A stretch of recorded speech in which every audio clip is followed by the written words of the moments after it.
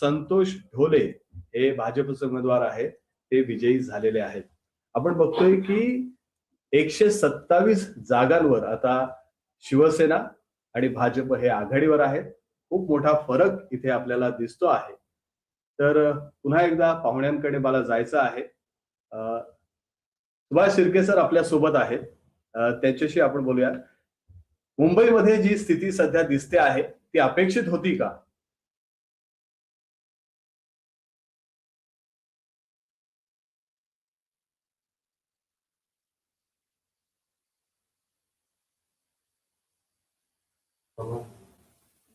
काही कारणास्तव त्यांच्याबरोबर मला वाटतं संपर्क होऊ शकत नाहीये. आपल्यासोबत इथे रवींद्र आंबेकर आहेत, त्यांच्याशी बोलूया. तुम्हाला अपेक्षित होतं का, मी एवढा मोठा फरक अपेक्षित होता का? नाही, एवढा फरक राहील एवढं लक्षात होतं. म्हणजे 100+ भारतीय जनता पक्ष जाईल.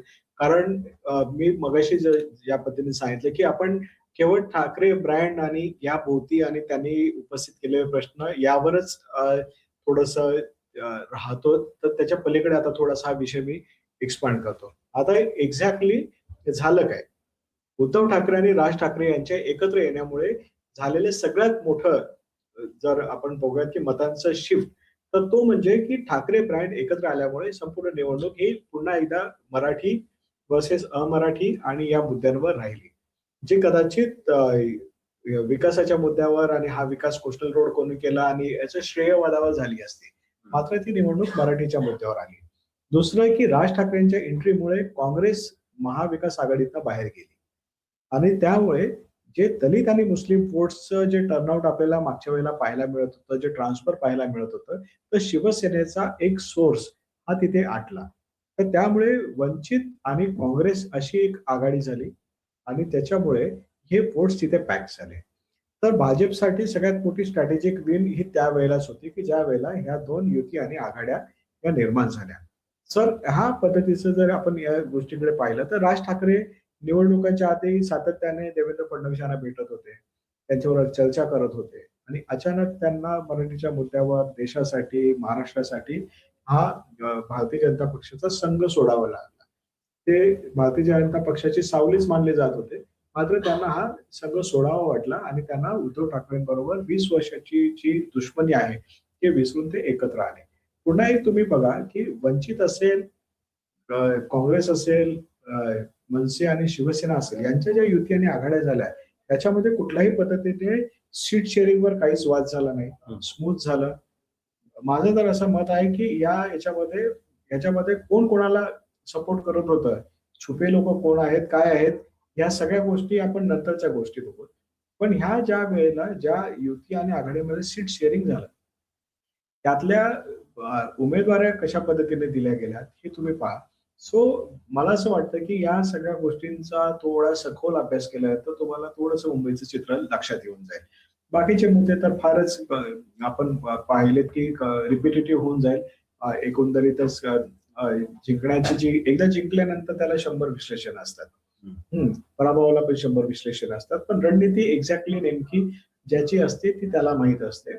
यंदाच्या घडीला आपली ही रणनीतीच्या पातळीवर जर आपण ही निवडणूक पाहिली तर याच्यामध्ये ठाकरे बंधूंचं स्ट्रॅटेजिक कमबॅक होणार याच्यासाठी एकच मुद्दा होता, मराठी अस्मिता.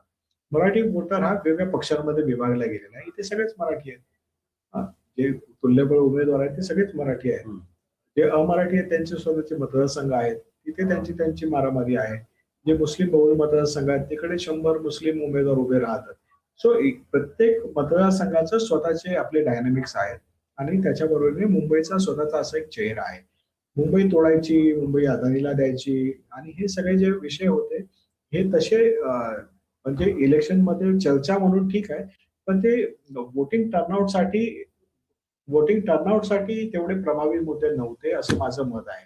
कारण आता शेवटी अदानीच्या मुद्द्यावर जर निवडणूक लढायची झाली तर अदानीचं टेंडर कोणी पास केलं होतं हे सगळ्यांना माहिती आहे. सो हे सर्वपक्षीय सरमिसळ भेळ होती.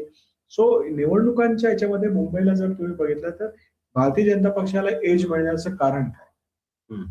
कारण असं आहे की त्याने वारेमाप पैसा खर्च केला इथे निवडणुकांच्या आधी, निवडणुकांच्या दरम्यान आणि निवडणुकांचा चालू ज्या असतात त्या सगळ्या प्रक्रियेमध्ये. हा पैसा कसा खर्च केला हा शासकीय पद्धतीने पण खर्च केला, वैयक्तिक पण खर्च केला. तुम्ही बघा की मुंबईच्या ठेवी तोडल्या म्हणजे काय केलं? मुंबईमध्ये विविध विकास कामं सुरू केली. नारळ फोडले. नारळ फोडले म्हणजे कुठली विकास कामं होती?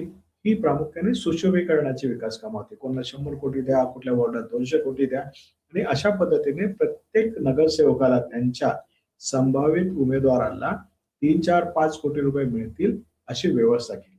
आज सुशोभीकरणात लावलेले जे एलईडीचे दिवे आणि ज्या माळा आणि हे जे आज वेगवेगळ्या खांबांवर आपल्याला लटकताना दिसतायत, महाराष्ट्रभर हा ते महाराष्ट्रभर दिसत आहेत आणि मुंबईमध्ये तर विशेष करून दिसत आहेत. मुंबईमध्ये तुम्हाला रस्त्याच्या कडेने रस्ता दिसणार नाही, पण त्याच्या बाजूने फुटपाथाचं सुशोभीकरण मात्र दिसेल. हा आज फुटपाथ बनवला, 6 महिन्याने फोडला, अशी मुंबईतली अनेक उदाहरणं मी तुम्हाला दाखवू शकेन. सो हा पैसा यांनी सिमेंटमध्ये उडवला. हा सिमेंटमध्ये उडवलेला पैसा हा निवडणुकांमध्ये पुन्हा फिरून आलेला आहे. तो त्या नगरसेवकांना, त्याच्यातलं सगळ्यांनाच माहिती आहे टक्केवारीचं गणित, तो नगरसेवकांकडे, संभाव्य उमेदवारांकडे फिरून पैसा आलेला आहे. कॉन्ट्रॅक्टर्स कोण आहेत महापालिकेतले ही सगळ्यांना माहिती आहे. सो महापालिकेतलं जे बजेट उडवलेलं आहे ते फिरून या निवडणुकांमध्ये खर्च झालेलं आहे आणि अशा पद्धतीने जी मतदारसंघ पॅक केलेली आहेत त्या मतदारसंघांची आपण साधारणतः गणित बघूया. शिंदे सेनेमधून निवडणूक कोण लढलंय? उद्धव ठाकरेंची माणसं. मुंबईतले जे उद्धव ठाकरेंचे नगरसेवक होते ते हळूहळू शिंदेकडे 55-60 तर नगरसेवक, माजी नगरसेवक अशा पद्धतीने शिंदेच्या गळाला आधीच लागले होते. सो अशा पद्धतीने ज्या वेळेला उद्धव ठाकरे ज्या बळावर निवडणूक लढणार होते त्यातले अनेक लोक तर ह्या आधी शिंदेच्या गळाला लागले होते. ते काही शिंदेच्या प्रेमापोटी गेले नाही. त्या पूर्ण निवडणुकांमध्ये शिंदे या निवडणुकांच्या प्रचारामध्ये मुंबईत फार दिसले नाहीत. का दिसले नाहीत? कारण मुंबईचा महापौर कोणाचा होणार याची चर्चा शिंदे आज करू शकत नाही. मुंबईचा महापौर शिवसेनेचाच होईल असं ठामपणे ते सांगू शकत नव्हते. कारण भारतीय जनता पक्ष जास्त जागा लढत होता. भारतीय जनता पक्षाला जास्त जागा मिळणार कारण त्यांचा स्ट्राईक रेट वाला जो नॅरेटिव्ह आहे हा तुम्ही महत्वाचा मुद्दा आहे की स्ट्राईक रेट आमचा नेहमी चांगला राहतो आणि ते एक आकडा देतात की या आकड्यावर आम्ही येणार आहोत. त्यामुळे 140 लढतील, 120 जिंकतील. तर अशा स्वरूपाचं स्ट्राईक रेटचं गणित भारतीय जनता पक्ष करतं. या सगळ्या प्रोसेसमध्ये एकनाथ शिंदे यांच्याकडे ठामपणे सांगण्याची जागा नव्हती की आमचाच महापौर बनणार. त्यामुळे ते फार फिरकले नव्हते. पण त्यांची ही बांधणी ऑलरेडी झाली होती. त्या बांधणीला भाजपचा आशीर्वाद होता. त्याची तशा पद्धतीची शेअरिंग पण होती. त्यामुळे अनेक उमेदवार निवडणं आणि या सगळ्या प्रोसेसमध्ये भारतीय जनता पक्षाचा वर्चस्व होता. भारतीय जनता पक्षाने स्वतःचे उमेदवार जे निवडले ते वेगवेगळ्या सर्वेच्या माध्यमातून निवडले. त्यांचं सेंट्रलाइज फंडिंग पाहिलं, सेंट्रलाइज पद्धतीने कॅम्पेन पाहिलं आणि त्याच्यामध्ये आपण बघूया की जसं सेंट्रल किचन फॉर्मॅट असतं तशा पद्धतीने ते निवडणूक लढले. तर स्ट्रॅटेजिकली अशा पद्धतीचं आपण म्हणूयात की कॉम्बिनेशन्स भारतीय जनता पक्षाच्या विजयामध्ये दिसत आहे. पण ठाकरेंच्या पराभवाची अनेक कारणं असू शकतील.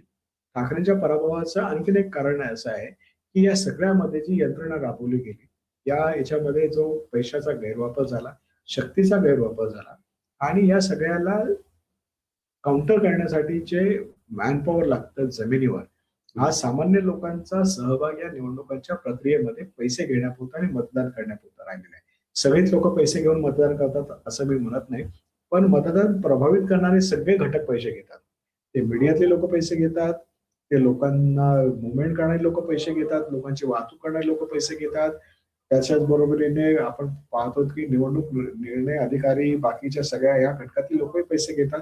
त्यामुळे पैशाचा वापर त्या लोकांना प्रभावित करणाऱ्या सगळ्या लोकांनी व्यवस्थित त्यांच्यापर्यंत हे पैसे पोहोचले आणि मला असं वाटतं की असा रिझल्ट आहे हा एक आपण म्हणूयात की रेसिपी आहे जिंकण्याची. की इथे सुद्धा काम केलं. तुम्हाला जसा मॅकडोनल्डचा बर्गर जगभरात सारखा लागतो तसंच भारतीय जनता पक्षाच्या निवडणुका तुम्हाला आता देशभर सारख्याच दिसतील. त्याच पद्धतीने लढल्या जातात, त्याच पद्धतीने त्या जिंकल्या जातात. त्यामुळे राजकीय पक्ष